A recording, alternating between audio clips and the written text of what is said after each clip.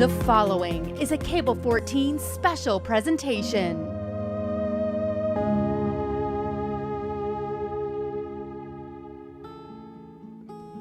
The city of Hamilton is situated upon the traditional territories of the Erie, Neutral, Huron-Wendat, Haudenosaunee, and Mississaugas.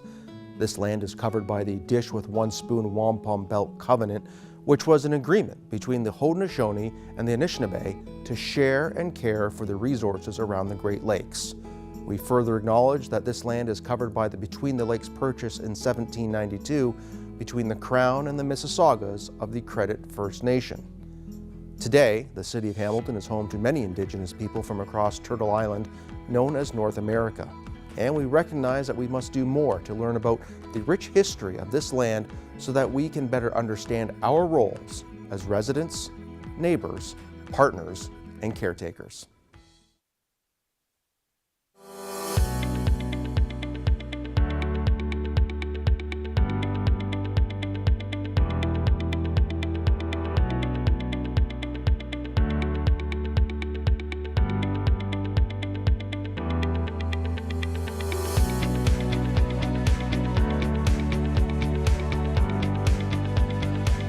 Good evening and welcome inside the beautiful Westdale Theatre, and welcome to Our Hamilton, Our Vote, the 2022 municipal election debates, presented by Cable 14 in partnership with our good friends at the Hamilton Spectator.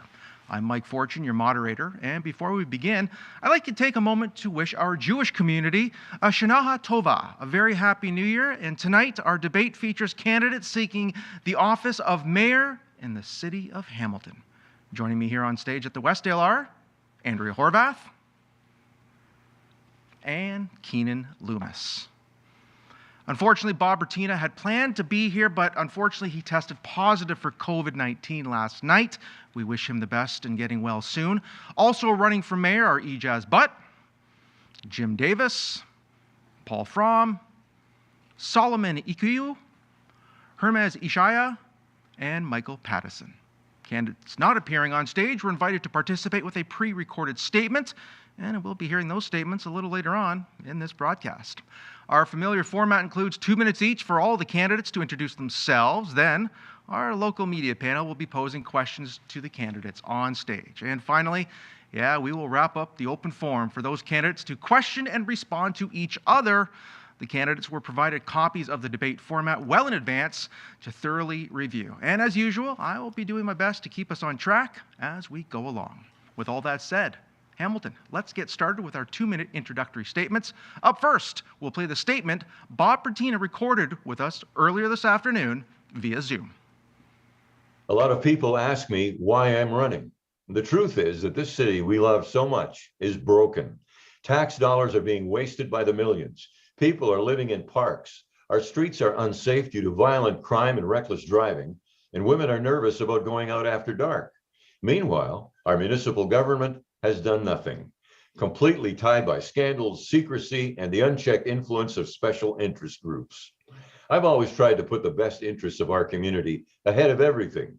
So when faced with the stark reality that our municipal government was more interested in helping their friends and not serving you, I knew that I had to do something. I'm running to stop the takeover of City Hall by the special interest groups who have ruined our city's progress, who do not care about your safety, and who will continue to waste your money. The influence of unelected individuals over the previous council has led to the mess we're in now, and we can't afford to have more of the same. While others in this race are being guided by their friends and those who they'll have to answer to, I'm guided by our residents and the taxpayers of this city. Hamilton needs a mayor who will do what is necessary to stop the waste of taxpayer money, a mayor who will support our police and ensure that they have the resources to keep you safe, and a mayor who will take bold action to ensure that members of our community who need support are not forced to live in tents. I have a plan to ensure that when we spend your money, you're getting value, a plan to resource the police so they can keep us safe, a plan to end encampments across the city and ensure that people facing homelessness have access to a roof over their heads, and a plan to install lighting on high-use trails and parks so women can feel safe after dark. Our community needs a mayor who can tackle these challenging issues head on and take direct action because our residents deserve to feel safer. Nobody knows the city like I do. I've been dedicated to our city my entire life, and I hope that I can be your mayor again to get the city back on track and stop the takeover of City Hall by special interests. Thank you.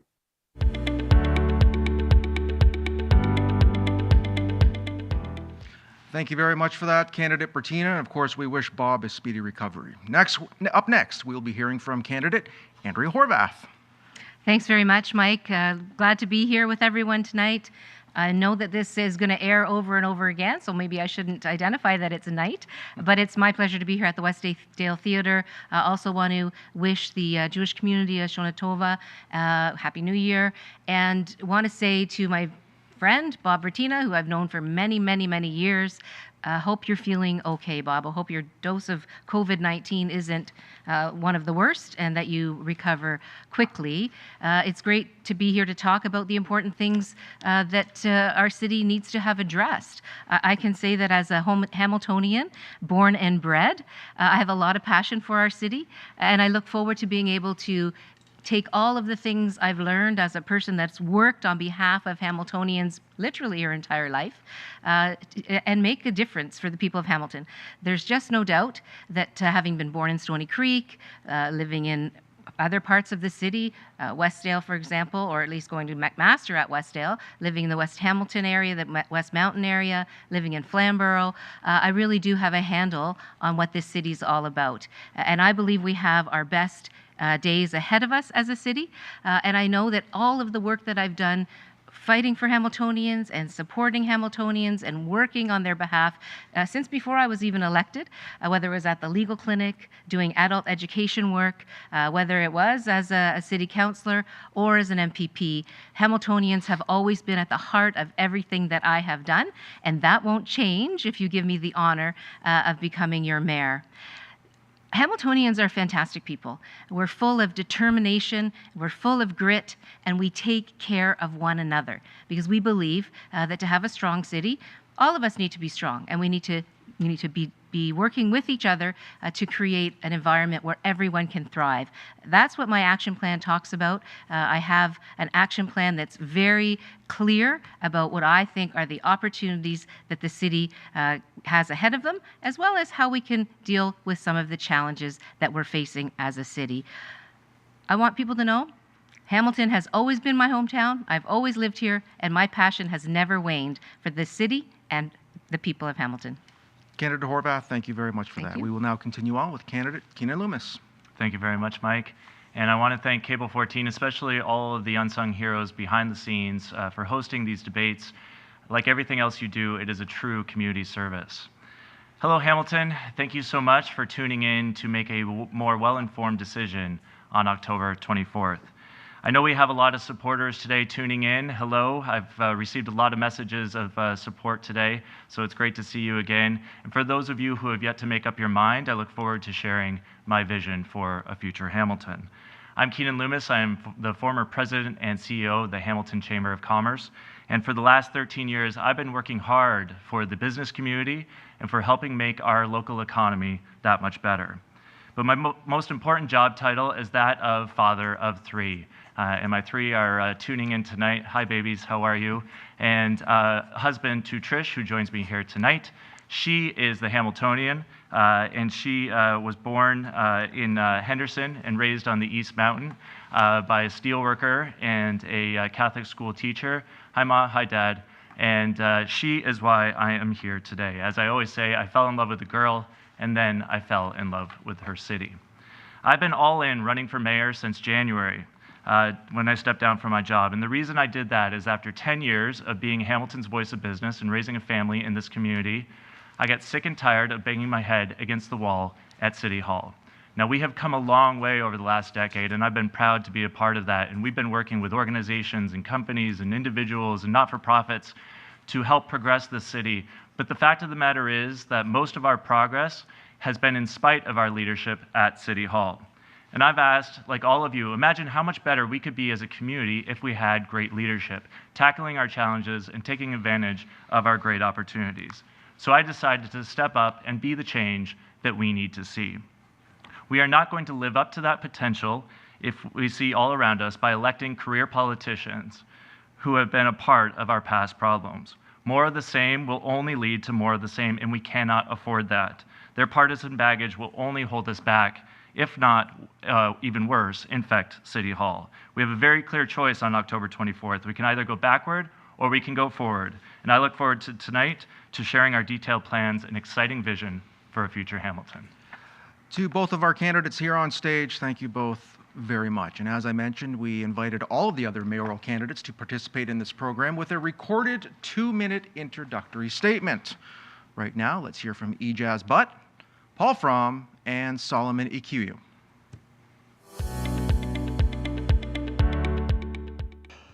Hello, everyone. Thanks to Cable 14 for giving me the opportunity to introduce myself to all Hamiltonians. I was born in Pakistan, where I could not complete my degree in Bachelor of Science due to joining the Military Academy of Pakistan. During the military service and training, and also in college life, I learned the leadership, public speaking, discipline, loyalty, morality, and perseverance to fight with difficult challenges successfully. I immigrated from Pakistan in late 80s, and since then, this great city has become my permanent home. I am very proud to be a Canadian Hamiltonian.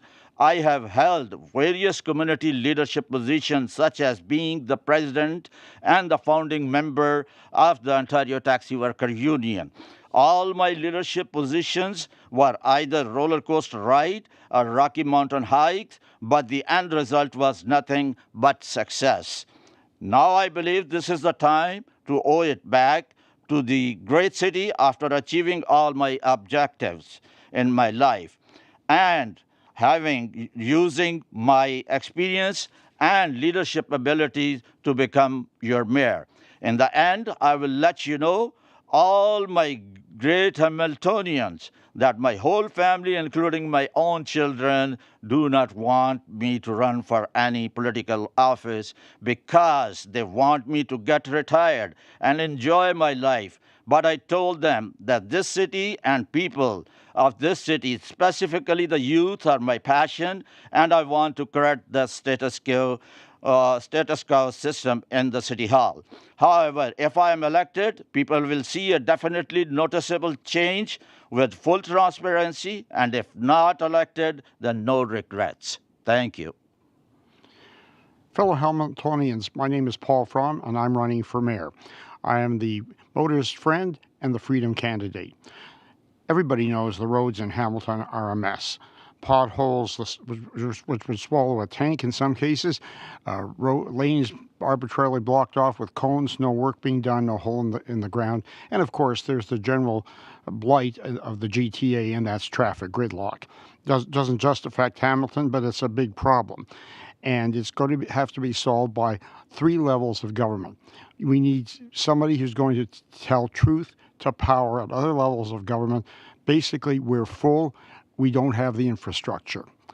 The second issue that is on my mind is freedom. We've been through a bad 2.5 years with COVID. Governments at all levels have trampled on our individual liberties in a way that has not been seen since the Second World War.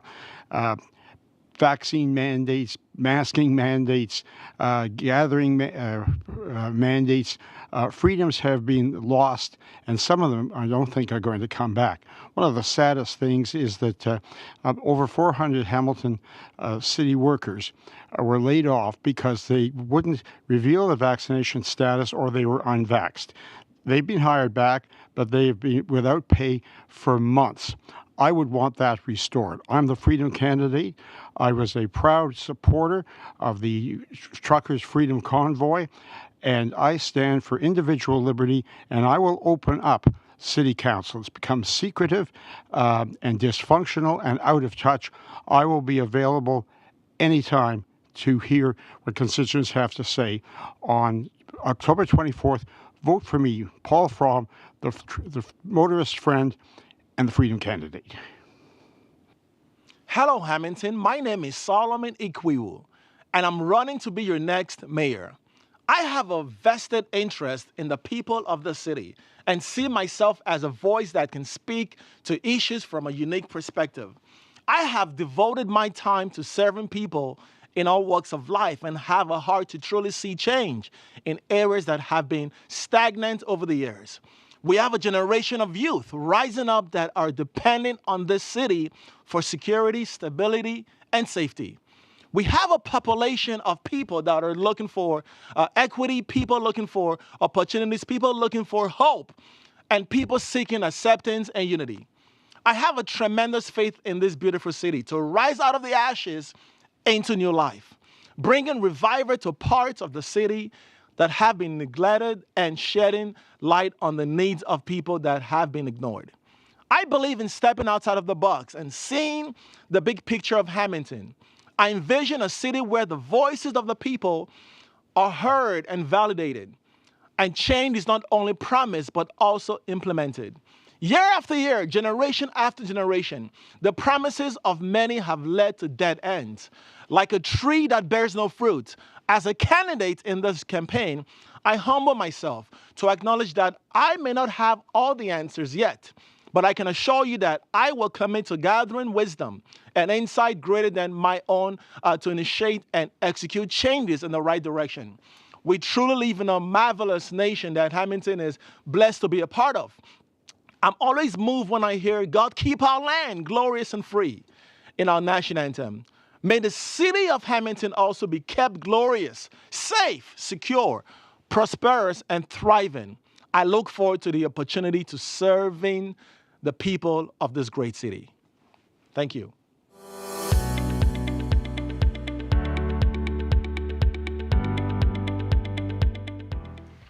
Thank you very much to the mayoral candidates Ijaz Butt, Paul Fromm, and Solomon Ikiu for your statements. And of course, Jim Davis, he declined to participate in recording, but later we will hear from statements from Hermez Ishaya and Michael Pattison. Continuing with our candidates here on stage tonight, let's bring in our local media panel now. With us for this debate are Tevye Morrow for the Hamilton Spectator, Matt Ingram from CHCH News, and Dave Woodard from 900 CHML Radio, and Sarah Piesker from CBC Hamilton. Each of our reporters will be choosing a candidate to answer a question, and then the other candidate can choose to respond. All of your responses should be kept to about a minute. I will give a warning when time has run out. Our first question comes from the Spectator's Tevye Morrow. Thanks very much, Mike. Candidates, nice to see you tonight. Keenan, I'll direct this question to you. The city staff have been studying the potential widening of the Red Hill Valley Parkway and the link as a possible way to ease congestion on those two city highways. Some councillors have expressed support for this idea. Others are not big fans of the concept of widening these highways. What do you think of that possibility? I know that traffic congestion, and first of all, thank you for the question, Tevye. I know that traffic congestion is a big problem here in Hamilton, and there's a lot of concerns, especially as we change the configuration of our downtown streets. And I think for far too long, we've been using Main Street as a drive-through. I always say downtown should be a destination, not a drive-through. And Main Street and King Street have been thoroughfares, and we've been paying a price for that. So if we're going to be building LRT along one of those major corridors, and we're going to be altering the traffic on Main Street to two-way, I do think that we have to look at other solutions as to how we get around this city. And I know that the link in the Red Hill Valley were contemplated as being 6 lanes, and that's how they were built. And so, in fact, for not too much money, we can actually create 6 lanes along those corridors. So I think we should definitely be studying that. Candidate Loomis, thank you for that. Candidate Horvath, if you wish to respond. Sure, just really briefly, I think anybody that uses those corridors knows very well that it's getting quite congested, and I certainly do believe that when it comes to issues of congestion and issues of safety, that we do need to look at the capacity of our roadways. So I'm happy that the city's looking at that, looking forward to seeing the recommendation when it comes forward, and taking some leadership on making sure that no matter where you live in Hamilton, you're able to get around and to get back and forth to the places you need to be. Thank you for that. Final word to you, if you wish, Candidate Loomis. Yeah, sure. I know the law of induced demand, which means if you build wider roads, then that accommodates more cars. So that's certainly a concern. But in this case, I don't think that that's necessarily true. This is a highway that goes through our city. And I think that we need to be mindful of the fact that we're building a city that will be 800,000 people by 2050. And so it doesn't make sense for the link in the Red Hill to be expanded. And I've always been most concerned about goods movement, and it's a matter of keeping our economy going. Thank you both very much for that. We'll now continue on with CHCH's Mr. Matt Ingram. Thanks very much, Mike, and thank you, Andrea and Keenan, for participating tonight. My question is for you, Andrea. I'm curious, if you are elected, what are you going to do to bring higher paying jobs to the city, given the inflation and affordability being such a challenge for many families? Thanks very much, Matt, for the question, and it's an extremely important one because we know that if people are going to be able to make Hamilton their home and stay here, we need to have good jobs for them to be able to go to.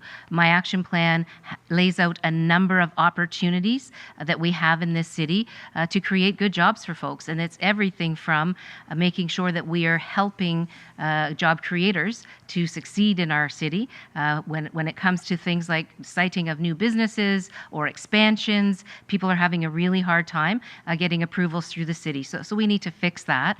We know that there's opportunities down at the former Stelco lands for particularly green industries, which is extremely exciting.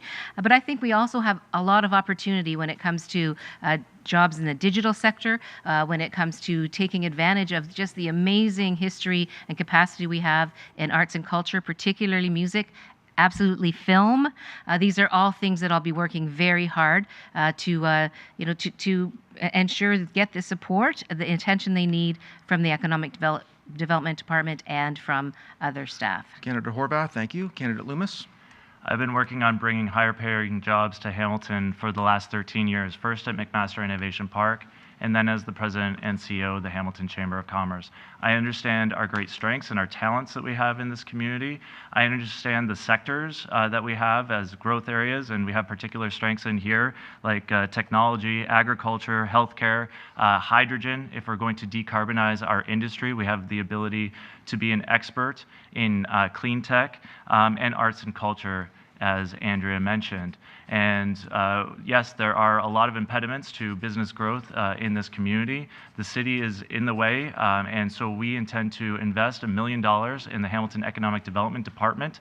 Their budget has not been increased in well over 10 years, and as a result, companies are looking to Hamilton, but they're not being accommodated here. We're not rolling out the red carpet, and so they are going elsewhere. Thank you for that. Candidate Horvath, if you wish, final word. Sure, just really briefly, one of the things that we need to do is maximize the collaboration between some of the players in our economy right now. And Keenan certainly talks a lot about business because that's his forte, but we also have an important education sector.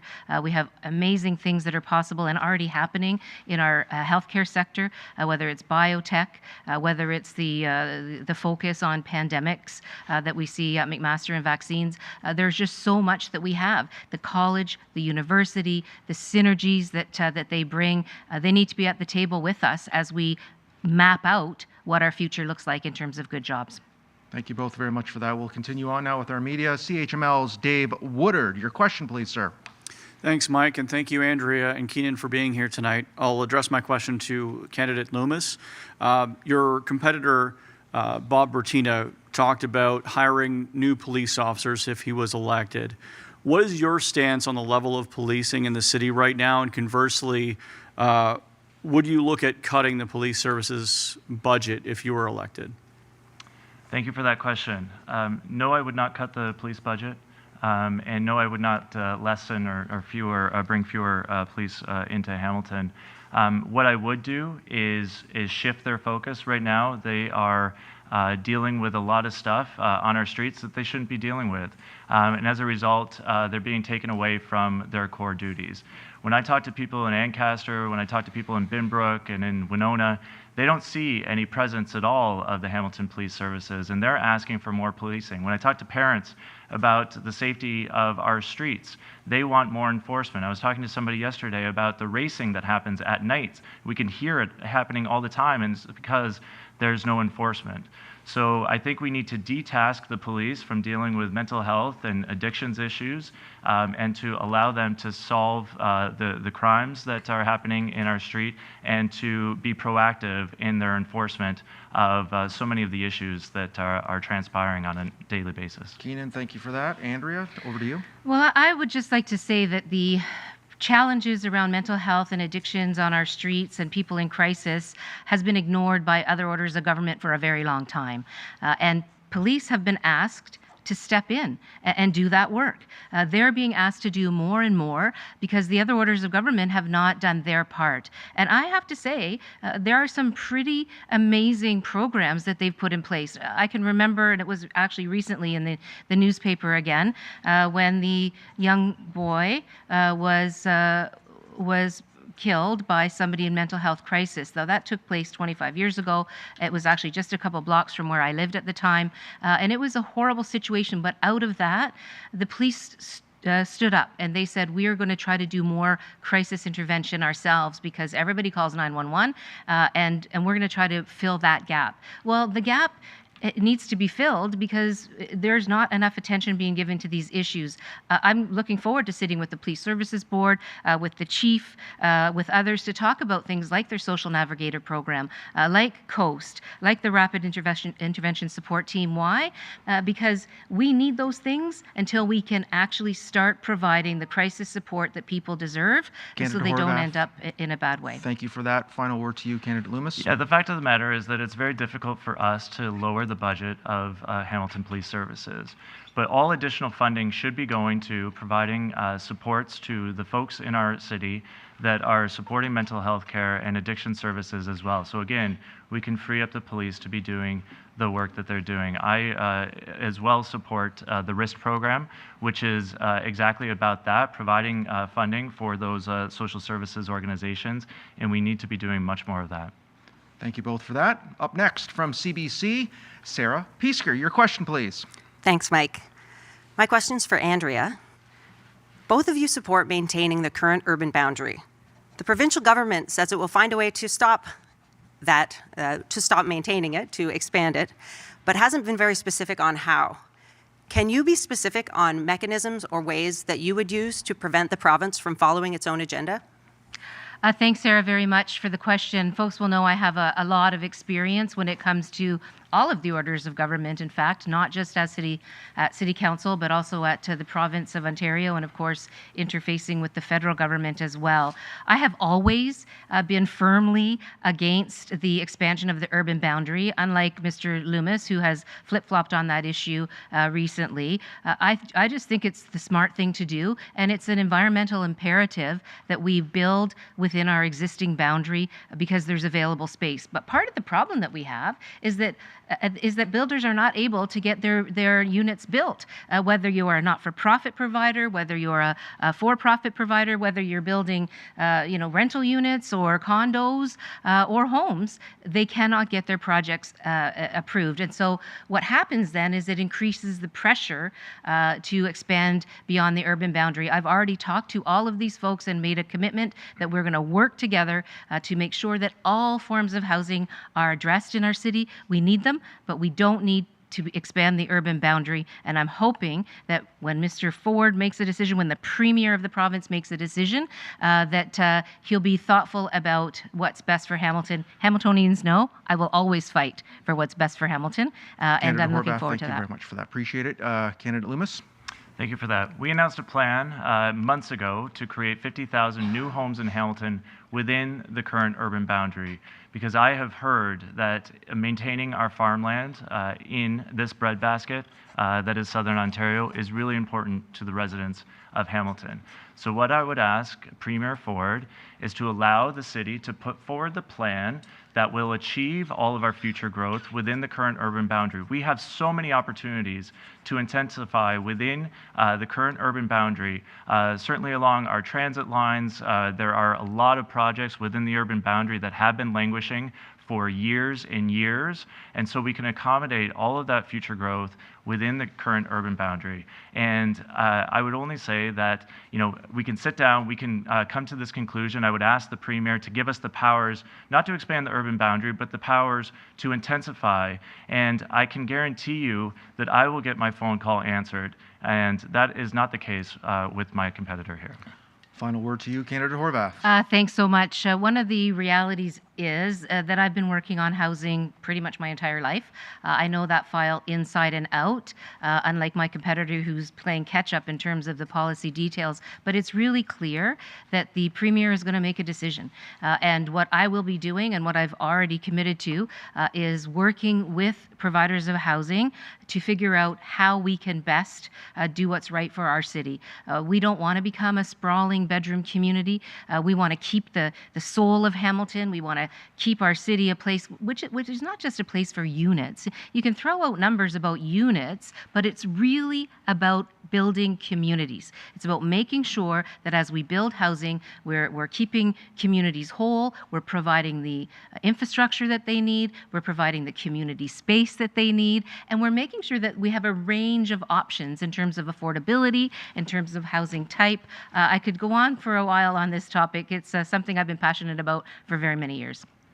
Thank you both very much for that. The viewers, they have been sending in their questions, and they've been submitting them by sending us tweets at Cable 14 or emailing election@cable14.com. This particular question comes in asking, the Premier has publicly stated that he intends to expand the new strong mayor powers to more cities, including Hamilton, in the coming term. If elected, would you support and implement these powers? Candidate Loomis, you are up first. Well, when I announced that I was running in early January, there was no such thing as strong mayor powers in Ontario.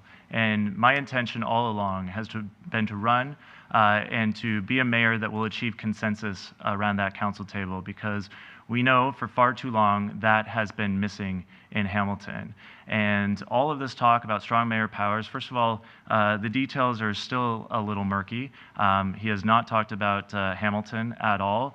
And third, I don't even know if our city has the governance structure to be able to accommodate this. So it doesn't change the original purpose for why I decided to run for mayor. And regardless of what comes down the pipe, I will be working to build consensus along that council table to the point that I don't foresee the need to have those strong mayor powers. Candidate Loomis, thank you very much. Candidate Horvath. Thanks very much, Mike. I want to say that I have always been a collaborator. I have always operated in a collaborative fashion. I really believe that that's how the best decisions are made, and that's how the best plans are developed. So with a strong mayor system or not, I am never going to stop behaving the way that I always have, which is reaching out, bringing people in, having important conversations where there are times when people don't agree. Those things can be put in a parking lot and the consensus can be built, or the collaboration can be built around common ground. And that has certainly been my vast experience, and something that I would bring to this role as well. We have a lot of opportunities in the city of Hamilton, some challenges, absolutely, but an experienced mayor that understands the leadership role within the context of the provincial and municipal orders of government is exactly what we need right now, especially as things keep changing. Thank you for that. Candidate Loomis, final response if you wish. Yes, as I have been a part of the renewal of this city over the last 10 years, it has all been through collaboration with all the stakeholders in this community, including the businesses, the institutions, the educational institutions, and the City Hall as well. So I will continue to as well lead by consensus building. And, you know, again, I just don't see the need to be able to have these types of super veto powers. I think that that starts to poison the well at City Hall when that's the last thing that we need. Thank you both very much for that question and those answers. We will be going now back to our media panel. He's back from the Hamilton Spectator. Tevye Morrow, your question, please. Thanks very much, Mike. I'll address this question to Andrea. I think Keenan opened the door for this question. He suggested that maybe your phone call to Queen's Park to the Premier's office wouldn't be answered, and I think it's possibly alluding to your role as leader of the opposition for many years, and you had a bit of some friction, quite a bit of friction at times with Mr. Ford. Do you think voters would have to worry that this would shut out Hamilton from any future funding opportunities from the provincial government? Absolutely not, and I want to assure Hamiltonians that not for a minute do I think that that's going to happen. Why? Because I understand how government works, and so do all of the players that are experienced in governance. I certainly did have a role to play as official opposition, and Mr. Ford knew that. The Premier of this province knew that. I have to say I was very pleased when I announced that I was going to run for mayor. The Premier sent a very positive, affirming note about the fact that he knows that I'll wake up every day and fight for Hamiltonians. It's an oppositional system at Queen's Park. What I've noticed is that there's a lot of oppositional kind of activity at the city table as well, and we need to get rid of that. Hamiltonians need to know that I will fight and work on their behalf, regardless of where they live in our city, when they chose to live in our city, what their political stripe is, because it's all about Hamilton. That's what I'm in it for and always have been, and I think the Premier is very well aware of that. Candidate Horvath, thank you. Candidate Loomis, if you wish. Yeah, I think this is my biggest concern, and it's the biggest concern of so many people that I meet as I'm knocking on the door. And that's that there's no secret that there's no love lost between Andrea Horvath and the Premier of Ontario. There's been a lot of criticisms of the Premier and very few solutions offered, and there's no expectation that they will be able to work together in the future. And I think that's going to be a huge detriment to the city of Hamilton. Say what you will about candidate Horvath and about the platform and all of that, but if we can't work with higher levels of government, all of that goes away, and we will not be able to live up to the full potential that Hamilton has. Final response to you, Andrea. Well, it's interesting. I meet a lot of people on the doors as well, and I don't know how many folks have said, I get it. We go out and play hockey every night, me and my buddies, and we're on separate teams, and then after the game's over, we all just go for a beer together and have a good time. It's really naive to think that the kinds of partisan roles that get played out in our parliamentary democracy and at Queen's Park or in Ottawa somehow then get translated into the city of Hamilton or into any city's politics. That's just not how it works at all. And I think Mr. Loomis needs to be a little bit more in tune with what the opposition role is, as well as how many things the opposition was able to accomplish, how much I was able to accomplish as opposition leader, both with the Wynne government and with the Ford government as I was in opposition. And we achieved a lot of things for Hamilton because that's what it's about. It's about bringing the solutions as well as the opposition. I'll send you some of the things I was able to achieve. Thanks to both of you for that response, and thank you very much to Tevye for the question. We're going back to CHCH's Matt Ingram. Your question, please, Matty. Thanks very much, Mike. My question is for you, Keenan. The operating cost for the LRT, the projections, there's a $10 million difference between the lower projections and the higher projections. It's a pretty big variable, especially at a time when our city, like the rest of the country, is suffering some pretty hard economic times. If you're elected, what is your plan going to be to handle that, pay for it, deal with the fact that it's kind of a blank check? Yeah, thanks for the question, Matt. The operating cost is basically the only thing that the city of Hamilton has to pay when it comes to the LRT. So $3.4 billion in infrastructure delivered to our community. And it's not just a transit solution, but it's also an infrastructure solution. So modernizing the entire corridor of the LRT. So that's 14 kilometers in our old lower city. So that's an incredible deal. Now, that $30 million is offset by the ridership. So by the fare box, the stuff that comes in, the money that comes in when people pay to ride the LRT. And so the variable is that it's difficult to project right now, especially after COVID. what the ridership is going to be. But that's the whole reason for unlocking all of the development along the line, because the more you build along the LRT line, the more riders that you are bringing into the project and the more revenue that you're bringing in as well. And do not forget all of the development that the LRT unlocks as well. And we're seeing it right before our eyes, billions of dollars. So for me, $20, $30 million, that is nothing compared to what we're getting. Thank you for that, Keenan. Andrea? Thanks very much. One of the things that I've stated clearly is that I believe that public transit needs to be operated by public workers. I really believe that the transit operators here in Hamilton, the HSR, have been doing a fantastic job. And there's no doubt that the LRT is about economic development, absolutely, and investment for sure. But we also have to remember that our transit system writ large needs to move people back and forth to jobs and to work. As we finish that LRT, we'll be able to expand our transit system to more employers, more communities, which they've been clamoring for a very long time.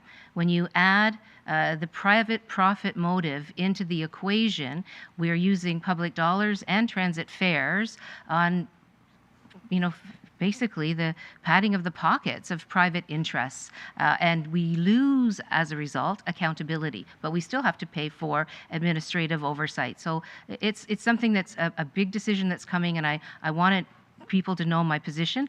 I'm very much in favor of public transit being delivered by public sector workers. Thank you for that response. Keenan, final word to you. Nobody's even talking about the privatization of the LRT, and that wasn't even part of the question. There's no doubt it's going to be run publicly. It will either be by HSR or by Metrolinx, and this is part of the point. What is the right operator for this system? Is it HSR? I believe that we have the right, and we should definitely be bidding on that project and be able to demonstrate that we will deliver the best services for the taxpayer dollars. But if that's not the case, it's going to be Metrolinx. So in either case, it's going to be a publicly run project. Thank you both for that. LRT, yes, a very hot topic still here in our city. Moving on, CHML's Dave Woodard. Your question, please, Dave. Thanks, Mike. I'll address this to candidate Horvath. 2022 has been one of the deadliest years for pedestrians in Hamilton. There have been 18 traffic fatalities this year alone, I'm sure you know, the majority of which involve pedestrians. In addition to the moves that have already been made, in addition to things that have already been promised, what specifically would you do to try to make Hamilton Street safer? Well, thanks very much, Dave. First of all, I think it's important to acknowledge the loss of life, and my heart goes out to every person and their families and their neighborhoods, their loved ones. It has been definitely a tragic year, but there have also been people who have been injured as well. That's just not acceptable. Hamilton has taken on a Vision Zero approach, which is laudable, which is necessary. We know that there are lots of changes, as you've mentioned, Dave, that are in the works, but there's a couple of things I think we have to remember, that each neighborhood is different, and the solutions are going to be different in different types of neighborhoods and on different kinds of streets. But there is a process that's being built in right now to make sure that the traffic calming and traffic solutions and safety issues, most importantly, are being implemented as we deal with our infrastructure. But there needs to be some proactive work as well. There's, for example, I was just up on Powerline Road and 52 Highway, where there needs to be a roundabout put in place for folks traveling that stretch of road. That's different than, for example, putting bump outs in a neighborhood, or putting traffic calming bumps in the road to slow down traffic. There are lots of solutions. Horvath, we have to have the commitment. We have to have the commitment. Candidate Loomis? My heart breaks for the people who are dying on our streets and their families. It is absolutely tragic and completely unavoidable. And as a parent of 3, this is my biggest concern when my kids leave the house every single day to go to school. And I'm always telling them, make sure you make eye contact. And they roll their eyes, as children do. But it's important for me to make sure that I've left that message with them as they leave the house. So as a result, Vision Zero is a big part of our platform. which is we need to aim to be a city where there's 0 traffic deaths and 0 fatalities on our streets. So first thing we need to do is we need to lower the speed limits. People are driving way too fast on our streets. And we need greater enforcement as well of those speed limits and other driving laws. This is where more policing is a part of the solution. And we need to re-engineer our streets. As I go around from neighborhood to neighborhood, I talk to people about where they need a stop sign, where they need a speed bump, and we need to be listening to them in City Hall so that they can make their neighborhood safer for their children. Keenan, thank you for that. Back to you, Andrea. I just want to make note that this is something that I took on years and years ago in Ward 2 when I was a city councillor and achieved a number of the solutions that are now being put into other neighborhoods. We achieved those over 20 years ago now, and they work. You'll never be able to have enforcement at every street at every minute, but I don't disagree that the danger is there, and that parents are terrified, cyclists are terrified, pedestrians are terrified, cars are needing to use roads too, which are under in very bad shape in terms of repair. But what we have to do is make sure that we're implementing the solutions and that we're paying attention to what the neighbors are saying about their streets. They know how those streets operate better than anybody else. Their input is extremely important. Thank you both for those responses. CBC Hamilton's Sarah Piesker, she's back. Your question, please, Sarah. Thank you. This question is for Keenan. Your platform promises to immediately change zoning bylaws to improve turnaround times for development approvals. How would you go about that while ensuring the process remains rigorous from safety and community development perspectives, and also environmental assessments and Indigenous consultation? Can you be specific on what red tape needs to go? Absolutely. Thank you, Sarah. So as these proposals are being put into the city, they're being signed off by engineers, by architects. There is a large amount of community consultation that goes into these proposals. They have to. But what we need to do is we need to speed up the process, and we need to make it as of right allowable for people, for example, to be able to create in-law suites on their properties, either a basement or above a garage, or a laneway home as well. And right now, they are not allowed as of right. They are in some parts of the city, but in some parts you can do it, but you also then have to apply for a variance to create an extra parking spot. So we need to eliminate all of the red tape when it comes to this, because in-law suites are really, really important to allowing seniors to age in place, to accommodate our children as they grow up and go to university and yet can't afford a rental property.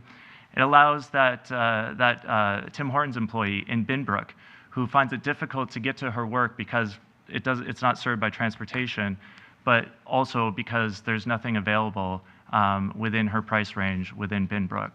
So I'm very passionate about that. I think that's a way to spread low-income residential rental throughout the entire city. Thank you for that. Candidate Horvath. Thanks very much, Mike. I think what the answer was is you can't. You can't do that immediately, and it just shows the lack of experience of Mr. Loomis. But these are important goals to reach, for sure. What we do have is a city that's already achieved some of those things that he's talked about. Some of those things are already in place, and we just need to make sure that we're providing an ease of opportunity for people to make those changes. But let's not forget, we need to have gentle density in places where that's what works best. We also have to make sure that the health and safety of residents, owners and tenants and people who might be living in granny flats, for example, as we try to make those units available, they need to get fire inspections, they need to get proper exit requirements. There's all kinds of things that are involved, and we wouldn't want to rush things to the point where people aren't safe, and we do want to make sure that people's voices, the people of Hamilton, of our great city, are engaged in the conversation. Keenan, back to you. We're not talking about rushing things. We're talking about making sure that the city is properly resourced so they can deal with these applications. As I go around the city, I hear from the person who is trying to build a back deck, and they are waiting months and months to get the approval to do that. Where's the safety concern in building a back deck or in building a shed? it is really difficult for people to do anything with the city because the city is not properly resourced and because it's not a great place to work. And so we're losing a lot of people, whether it be in building approvals, whether it be in permitting, whether it be in economic development. We're losing the great talent in the city because the culture at City Hall is toxic. They're leaving to go into the private sector or to go elsewhere. And our plan is to invest in those city processes, and those investments will yield and unlock investments, so they make good economic sense. Thank you both for that. I'm being told we have time for another viewer question. And thank you very much to those who are tweeting to us at Cable14 or who have emailed questions to us, election@cable14.com. This person writes, in light of the latest delay announced in finishing the Eglinton LRT that started way back in 2011, do you have any confidence in Metrolink's involvement in Hamilton's LRT? And what will you do to ensure the least inconvenience to businesses and residents? I'm being told that this should be going to Andrea to start. Thanks very much, Mike. I just want to say sheds and decks actually can be dangerous and do need to have regulations and inspections. Having said that, though, there's no doubt that the Eglinton LRT is just a nightmare in terms of how long it's taken, in terms of the overruns of cost, in terms of the business disruption along the line in so many different business districts. There are examples where things have gone pun off the rails when it comes to LRTs. But there are also great projects that have succeeded and have done very wonderfully. I remember going to visit the Kitchener line when it was being built, talking to businesses along that route. Yes, there was disruption. Lots of good communication happened, though, and the project was kept on track. Ottawa, we saw some changes there that happened during the process of build that created problems afterwards. We can learn from the positive experiences and the negative experiences of other communities, and I'm looking forward to do exactly that. Thank you for that. Keenan. If I was living along Eglinton, I would not be happy with the delays. That's for sure. One of the aspects of that is that a big portion of that is a tunnel, and so that is a big part of the delays. And there's no doubt that we and Metrolink should be learning from the mistakes of the Eglinton LRT to make sure that we're not repeating those mistakes. So it's important to have somebody within the mayor's office who can call up the construction company every single morning and say, what's our progress today? What are we doing today? And then what are we doing for the businesses as well? As the head of the Chamber of Commerce, I brought in many experts to consult with the business community to help them understand what they will be facing with construction and help them understand all of the methods that are being used in other communities that will help them get through that construction, whether it be creativity, whether it be communications, whether it be having an enhanced digital presence online. There's ways that we can do it. We just have to have those level set expectations at the beginning. Candidate Loomis, thank you. Andrea, back to you. Thanks so much. That's something I've talked about a lot, actually, is the communications piece. I think it's extremely important. I had the experience of a major construction project in a fairly lengthy business district, and that was when we narrowed King Street, put the bump outs in, expanded the sidewalks to make them more pedestrian friendly and make the businesses more accessible, and to help calm the traffic a bit to boost our business district in the downtown. What happened there was the BIAs were very engaged. The BIAs became almost the watchdog. Every day the BIAs were in touch with the project management team, in touch with me as the city councillor. We stayed on top of it, and that's what has to happen. You have to stay on top of these projects. You have to try to phase them in the way that is as least disruptive as possible, and you need to have strong communications. To both of our candidates, thank you very much for those responses. And again, thank you very much to our media. That's all the time we have for our Q&A for our mayoral candidates. And hey, to all of our media, thank you so much for participating over the last couple of weeks. Now, before we get to our open forum, we will give our candidates on stage a brief break as we hear from other candidates running for mayor. We heard earlier from Bob Bertina, Ijaz Butt, Paul Fromm, and Solomon Ikiu. Here now are Jimenez Ishawa and Michael Patterson. Hi, My name is Hermez Ishaya, youngest mayoral candidate in the city of Hamilton. I was born in Baghdad, Iraq, and moved to Canada as a young person. Being a young person in the city, I understand the struggles that many young people face. Throughout my time, I always wanted to make a change, and now I have finally gotten the opportunity to do so. I want to make the most out of it and help as many people as I can. I've always been a person that would not give up easy on an idea I believe in. I will fight for change until that change is done. I'm not somebody that will ignore problems. I will always tackle them head on and try to come up with a good solution as soon as I can. If elected mayor, my plans are to completely overhaul our housing market, improve our education system, and invest in family businesses. Housing has recently become a major topic for all of us. I plan on improving the housing market by building more houses, which in return will cause house prices to go down and also cause rent prices to go down. I'm also planning on eliminating high tax rates for first-time homeowners to create an equal playing field. Infrastructure is another topic I want to look into. We need to renovate our buildings and build new ones. We need to work on our construction and stabilize our roads that are breaking down our vehicles. In Hamilton, we have a lot of bright youth that are not given the chance to voice their opinions and share their ideas. I plan to give the youth a chance and create a platform for youth to get involved. I'll work with school boards to improve our schools and transform our education system. I plan to connect with people in the city by being simplistic and transparent. I am not an ordinary politician. A vote for me is a vote for everyone that is hardworking in the city. A vote for me is a vote for a brighter future. Thank you. Hello, I am Michael Pattison. This is my third campaign for the position of mayor. I'm an independent general laborer, and I'm here to work for you. My reason for forging this campaign is to speak truth to the constituents of Hamilton. COVID has and will be a very trying time for the Corporation of Hamilton.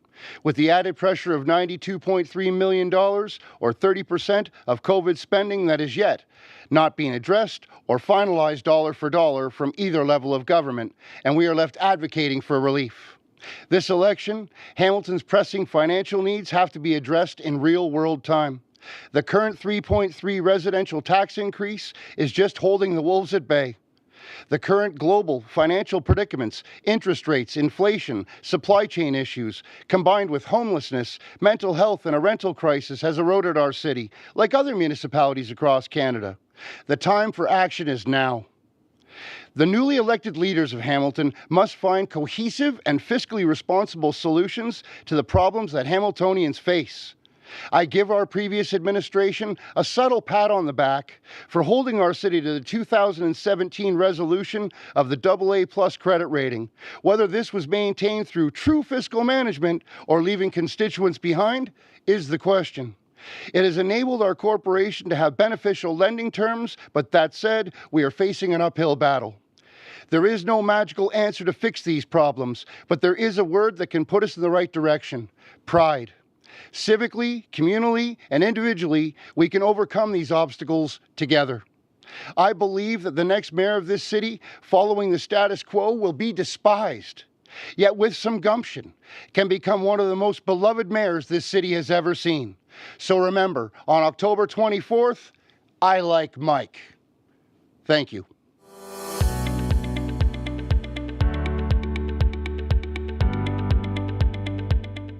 Thank you very much to all the mayoral candidates for their pre-recorded statements. Jim Davis is also running for mayor. However, he declined to participate in recording a statement for this program. We are now moving on to our open forum. Our candidates on stage here at the Westdale have a minute to direct a question to their counterpart. That candidate will have a chance then to respond, and then we will open up the floor for any further discussion.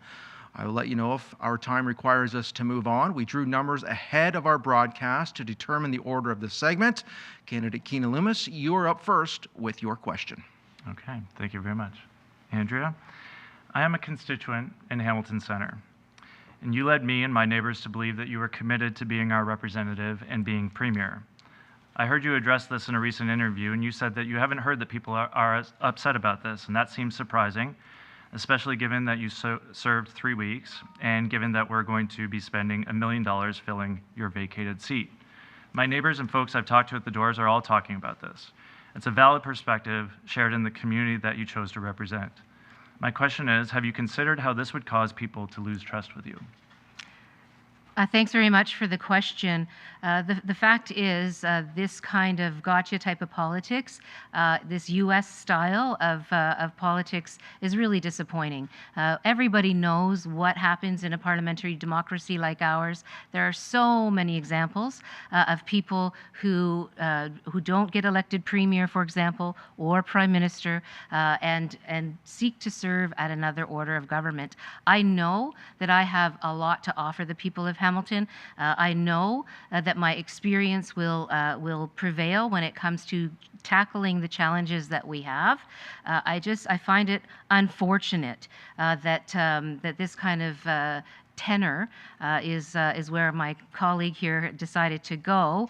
When we talk about U.S. politics, maybe he can talk about whether or not he's going to maintain his U.S. citizenship and pay taxes as a U.S. citizen if he becomes the mayor. That's a question I think that he should be answering if he wants to go in that direction. Open for discussion. Okay, you seem to be very adept at U.S. politics yourself. So you haven't heard the concern at all from anybody? I have not. Oh, from one person, a friend of yours, Laura Babcock. We talked about it on her show.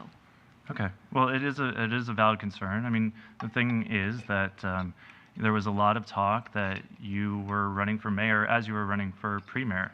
And in fact, you approached a lot of people about running for mayor. That's completely untrue. And so making stuff up. So how could you be doing both?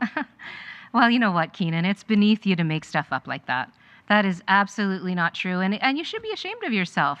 The fact of the matter is, I had made a commitment, and I fulfilled that commitment. And I'm proud of the work I did as the leader of the political party. I took that party from Nowheresville into the official opposition not once, but twice. We elected 50% women 3 times, in fact, 60% women last time. But there comes a time when every leader knows that they need to move over and provide opportunity for other leaders to take over. And so after I had that thought process, not before, not with made-up accusations about meetings that never happened. I know what integrity is. I've served with integrity, and I will always serve with integrity. But these kinds of trumped-up accusations are they're beneath this conversation. It was the most open secret in all of Hamilton. Maybe people were chin-wagging about it. It certainly is honorable. I'm honored, actually, to have people talking about that. They were talking about it for the last 10, 15 years. But the fact of the matter is, I take my responsibilities and my obligations very, very seriously. I had those obligations that I needed to fulfill. And of course, it's politics. People are always talking about what might happen, what may happen, who might be doing this, who might be doing that. But to be a good leader, you have to stay focused, you have to stay committed, and you have to stay on your game. And that's certainly what enabled me to make the kinds of gains that I was able to make. But I do want to say this. That work is work that I'm proud of and that I will always be proud of. I think some of it might actually go down in the history books, which is a wonderful thing. But now my goal is the city of Hamilton. Well, I just want to say, again, it's the most open secret in all of Hamilton before the election. And so, as a matter of fact, you're being disingenuous to the people of Ontario when you said you wanted to be their premier. Thank you for that response. Andrea, we can continue on now. Your question to candidate Loomis. Yeah, thanks very much. I actually have a question about his platform as opposed to anything else. And that is, as was mentioned by the reporter a little bit earlier, the talk of an immediate zoning bylaw change. I wanted to ask Mr. Loomis, where does he come up with his 50,000 units in 10 years? How exactly is that going to happen, considering every single person that I talk to that's in building or construction or development has basically snickered at that possibility. It's not fair to people to put these numbers out there. It's doing people a disservice. So so maybe he can explain how exactly he's going to achieve those 50,000 units, because we know that housing is absolutely a priority here in the city of Hamilton. Thank you for that, Keenan. So the fact of the matter in business, that which you cannot measure, you cannot achieve. 50,000 is not only doable, but it's absolutely necessary. It's what the province is requiring us to do right now by forcing us to plan to be a city of 800,000 people by 2050. If you do the math, it means that over the next 10 years, we need to be building 50,000 units in Hamilton, which is about double the pace that we're doing right now. And if we clear away the red tape and all of the bottlenecks at City Hall, we will be able to achieve that. If we work hard at bringing the investment into the city, we will be able to achieve that. Much of this is already service land. Again, we're not building this within our outside of the urban boundary. We're holding the urban boundaries. And so it's about attracting investment. It's about facilitating these types of developments. And it's not just private sector, it's the not-for-profit sector as well. And our 50,000 number was tested by Mike Moffat, who is one of the leading researchers in this field in the province of Ontario. And he determined that what Hamilton needs to build over the next 10 years is 52,000 units. So there you go, I was off by 2,000. Open for discussion. Well, saying that we need 52,000 units is not the same as saying that we're going to be able to achieve 52,000 units. It's actually quite different. But what I heard was really not very much of a plan. I heard about more assurances that it can happen, but we don't really have a plan from Mr. Loomis in regards to how that can actually take place. The bottom line is. In fact, the fact is that just today, the CBC was talking about the gridlock when it comes to development of housing all across the GTA. 22 months on average across the GTHA for development of housing. In Toronto, the fact is 31 months is how long it takes to develop housing. So there is a significant problem, and there is a competition for staff, and some of our staff are leaving our city. We need a complete look at a recruitment and retention strategy to get the people in place that we need and start to undo the logjam when it comes to housing, because it is an absolute priority. Keenan? This is old guard politics rearing its head again and saying that we can't achieve as a community. And I find that frustrating. And I find that that's exactly what it is that we need to clear away in this election. We need fresh, transformational change at City Hall, because we will be able to achieve that and so many other things if we work together. And we certainly won't be able to, again, with old guard style politics. And it's just unfortunate. But we used to be the ambitious city. Something happened. And it certainly over the last couple of decades has been mired in City Hall bickering politics. I guess my competitor wants to continue that along, and we can't. We're hearing at the doors. People are fed up with this. People are fed up with hearing that we can't. We need to hear that we must and we should. Can I just say that what we don't need is people throwing numbers out that don't make any sense and that are not credible. That's a disservice to the people of Hamilton. Yes, we need to work hard. Yes, we need to address the problems. But throwing out numbers just because you think it's something that's going to get people's attention, that's old-style politics. That's promises that get made and never kept. I've seen a lot of it over the years as a leader of an opposition party, and maybe Mr. Loomis doesn't recognize it because he's so new to the world of politics, but I can tell you for sure that when you make these kinds of promises that don't hold water, that have no basis in reality, then you're doing a disservice to the people.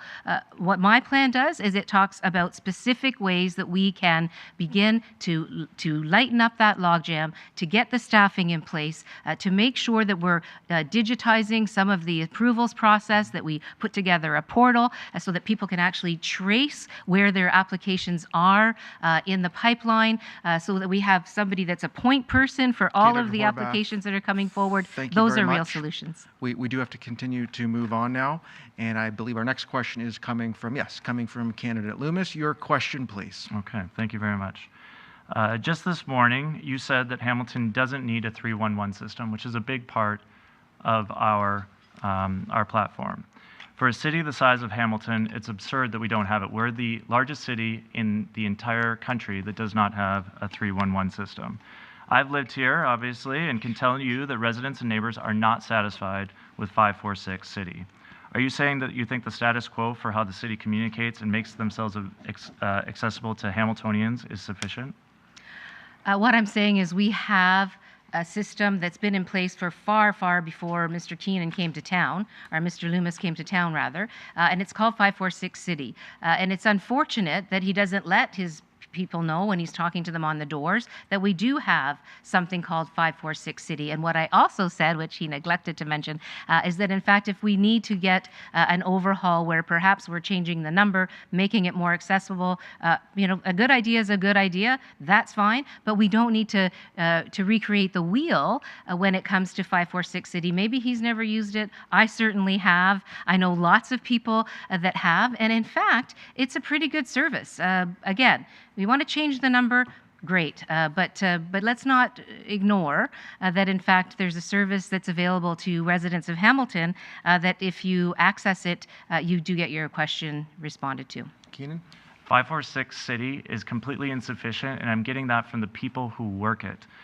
It's not the same as 311. 311 would give you a ticket, have an online reporting capability, so not just being able to call by phone, but an app-based one as well, so you can take a picture of a pothole that needs fixing, and you can map it for the city, and you can allow the program to track the progress of that issue. So it's not the same at all. 311 is really old technology. But it's something that can be completely modernized. We gave up on it a long time ago, but because we just decided again that we just can't do it. And this is why exactly we need new and fresh and innovative leadership that can bring the city into the 21st century finally. And that is what I am offering. Given the amount of taxes that we pay, people expect greater customer service in the city than what is being provided right now. Andrea? I would just like to submit that whether it's 311 or 546 City, we have a real problem with our capacity and our ability to actually fill the pothole. We look at what's happened on Barton Street. We look at the shape of some of our roads. They're in tremendously bad shape. And so it's naive to suggest that a number is going to actually deal with the staffing shortages that we have, the capacity issues that we have, and some of the other process issues that we have. But I did say that when there's an idea that's a good idea, happy to look at it. But we have to remember it's not just about a number. It's about some of the other serious challenges that our city's facing in terms of capacity and ability to do the work that needs to be done. Keenan, if you wish. Response? I think she just said it was a good idea, so let's go for it. All righty, there we go. We will now move on to Candidate Horvath. Your question to Candidate Loomis, please. Thanks very much, Mike. Mr. Loomis, the fact is that you've changed your position several times, or at least on several key issues over the last little while. And it's very, very troubling to see that, that you're, as a candidate, flip-flopping on your positions, and whether that's urban boundary expansion, which at first you thought was okay, now you think is not okay, whether that's area rating, which at first you were going to do overnight, and now I guess because you've learned what it means to people and their ability to deal with the financial pressures that they have right now, area rating was going to go overnight. Now, apparently not so much. So I guess my question would be, how do you put forward a confidence to people that you know how to be a true leader? Leadership means knowing what you're talking about, presenting that plan. How can anybody trust your leadership if already you're flip-flopping on all kinds of issues? And these are only the ones I know about at this moment. Leadership means listening and adjusting your positions when it's the right thing to do.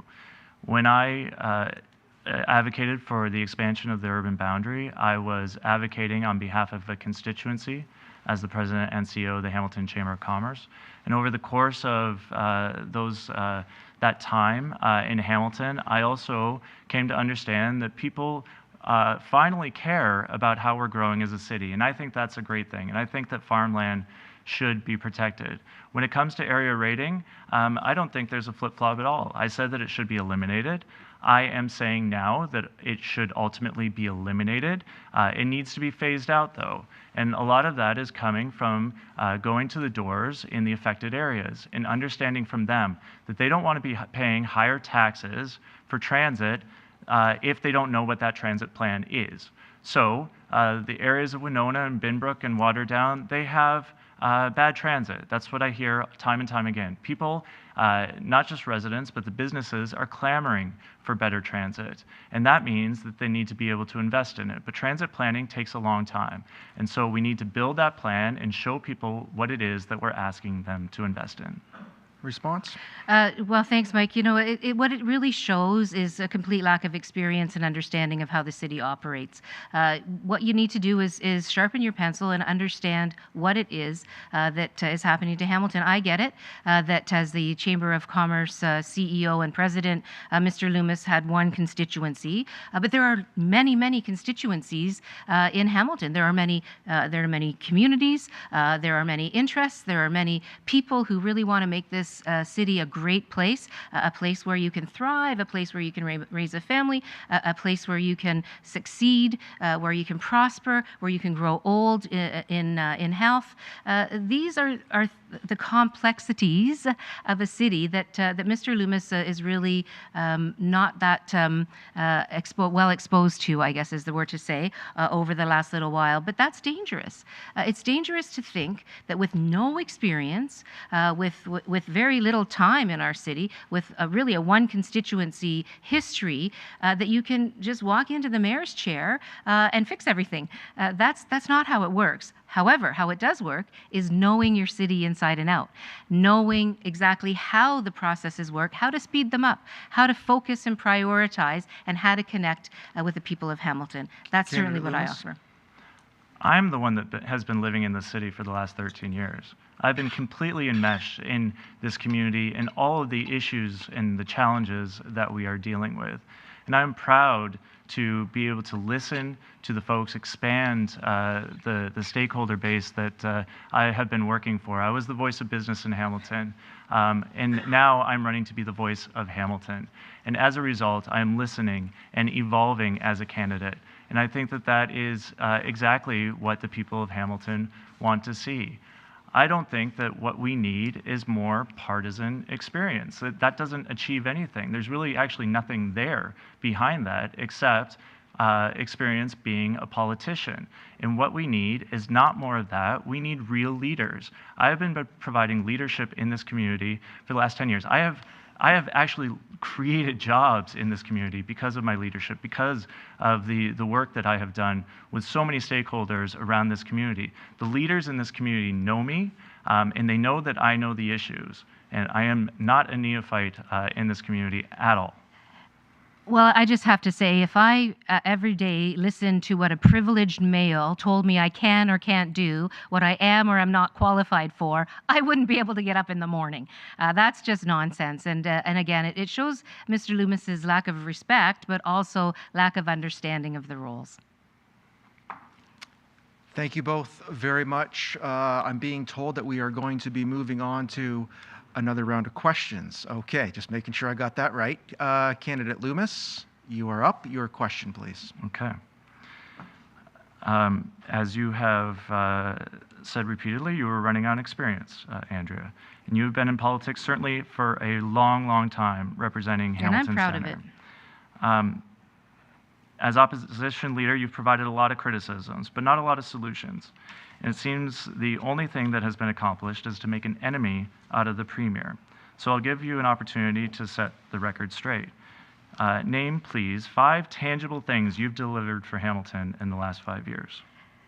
Well, you know, I think the premise of the question is just uneducated. The opposition not only opposes what the government does, but we provide all kinds of solutions. And he should know this because we worked with the Chamber of Commerce of Ontario and small businesses and mom and pops around the province to try to get them some support from the provincial government during this very difficult last couple of years.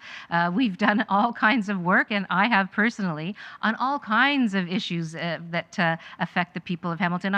I'm not going to go through a list. You can do your homework and look it up for yourself. myself, but the people of Hamilton know how hard I've worked for them, and it has been my pride, my joy, and my honor, because I know how to get things done, I know where to get things done, and I know what the most important thing is to listen to people and to pay attention to what their needs are, and to pay attention to the solutions that they bring forward. I will provide you an entire index if you like. One of the things I'm proud of from Hamilton was working with our firefighters to bring presumptive legislation to Hamilton and to the rest of the province, which now all first responders have, and it's an extremely important policy piece. And it came out of the Plastomet fire, something Mr. Loomis wasn't around for. Response? Okay, so one thing. That's fine. Thank you. Question time to you, Andrea. Sure. I guess Mr. Loomis keeps saying that I somehow don't have the experience needed to be the mayor, or that my experience doesn't count, which I think is highly disrespectful. But nonetheless, I guess my question would be, what gives this person, as opposed to somebody who has been ingrained in Hamilton for her entire life and working for Hamiltonians on so many fronts for my entire career, what gives him, someone who's been here for a couple of years, who's managed a small organization with a handful of staff and a small budget, the capacity, the knowledge, the understanding to be the mayor of the city of Hamilton, to just walk in and be the mayor of the city of Hamilton? I really don't understand where that chutzpah comes from. So maybe Mr. Loomis can explain to us how he has the qualifications necessary to step into this very important role at a very important time in our city's history. I think that's disrespectful to all of the people who live here in Hamilton who weren't born and raised. I married into Hamilton. I'm lucky enough that I was in a position to be able to move here with my family in 2009. And Hamilton is a city that I quickly fell in love with. And I saw it as being a city that could be so much more because it had been so much more as well. And so I immediately stepped in and began contributing to this community. And I started at McMaster Innovation Park, helping build tech businesses, working with McMaster and all the other great talent that's in this community. And then I got the job as the president and CEO of the Hamilton Chamber of Commerce, representing 1,000 businesses that employ 75,000 people in this community. I know the issues in Hamilton inside and out because I have been representing the business community at several tables within City Hall over the last decade. I have been on 25 different committees dealing with 25 different issues in this community. And one of the things that I have, again, come to the realization of, and this is the whole purpose for me stepping down from the chamber, is that we need great leadership in this community to be able to live up to the potential that we have here. We have so many challenges, for sure, and we need great leadership to deal with those, but we have so many opportunities, more opportunities than we have had in decades. And we need great leadership, somebody with a business mind and a fresh vision for this community who can see beyond the next election cycle and focus on the city that this Hamilton needs to be in 2050 when our kids are in their 20s and their 30s and they're interacting with their city. Thank you for that response. I agree, and I agree that we need great leadership, and I would like to remind Mr. Loomis that leadership is not just a label that you stick on your own chest. It's not something that you can claim. Mr. LRT, he calls himself, and yet hundreds and hundreds of people for many, many years have worked on the LRT. You don't just get to the front of the parade and start cheering that you're Mr. LRT when everybody has been doing so much work for so many years. That's not what a leader does. A leader acknowledges the work of other people. A leader encourages the work of other people. But most importantly, a leader is someone who doesn't just talk about change as if it's something that's automatic. A leader has to have the skills, the experience, the ability to make that change happen. And I have shown many times that that's exactly the kind of leader that I am, and that I've been able to achieve many, many things, not for myself, but for the people of Hamilton, the people of Ontario, for my own political party, which, once again, is important to acknowledge that that was an important role for me. But I will be the mayor for all of Hamilton, for all of the people of this province, or rather of this city, regardless of what part of the province they might have come from, what country they might have come from, when they made Hamilton their home, what their circumstances are, what their income levels are, whether they're business people, whether they're working in not-for-profits, whether they're steel workers, Candidate auto Horvath, workers. thank you very much. That's the bottom line. We have a few seconds left. Candidate Loomis, if you like, final word goes to you. I have demonstrated time and time again as the voice of business, leadership in this community that brings tangible results. And I have worked with so many people in this community. I can't do it alone. I understand that. I acknowledge that. I have surrounded myself with good people. I have created great relationships with the leaders in this community, and I will continue doing that going forward as the mayor of this great city. Unfortunately, our time with our mayoral candidates has run out. Once again, Bob Bertina had planned to be with us here at the Westdale, but has COVID. So on stage, we've had Andrea Horvath and Keenan Loomis. We also heard statements from Ijaz Butt, Paul Fromm, Solomon Ikuyu, Hermes Ishaya, and Michael Pattison. Candidate Jim Davis declined to participate in recording a statement. To our candidates here on stage, thank you both so much for your time this evening. We know how busy the campaign trail has been. And Hamilton, this concludes our mayoral debates and our entire debate series for this election. Before we close off, though, a special thank you and congratulations to each of the candidates who have stepped up to share their views over the past few weeks. As well, thank you to our colleagues in the Hamilton media for their participation and collaboration. And to our friends here at the Westdale for hosting us. It's a beautiful facility. Finally, thank you to our amazing production crew who have worked tirelessly over the past few weeks to deliver all of these debates to you, our viewers. If you missed any of the debates, you can find all of them through the on-demand link at cable14.com/elections. And you can find everything else you need to know, including a list of all the candidates running for City Council, as well as the public and Catholic school boards on the City of Hamilton website at hamilton.ca/elections. Now, you've heard from the candidates. Please make sure you get out and vote October 24th.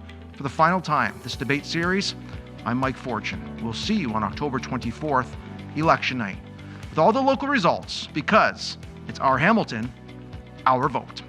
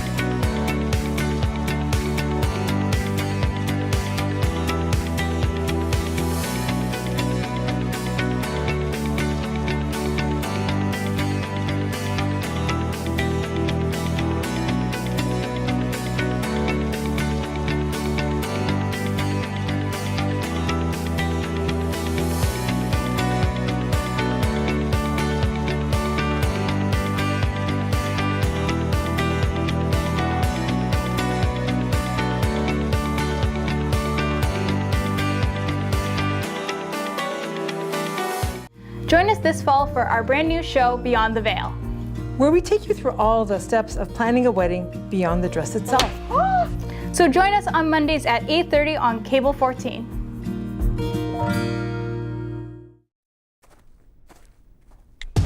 Online betting is booming. Booyah! Woo!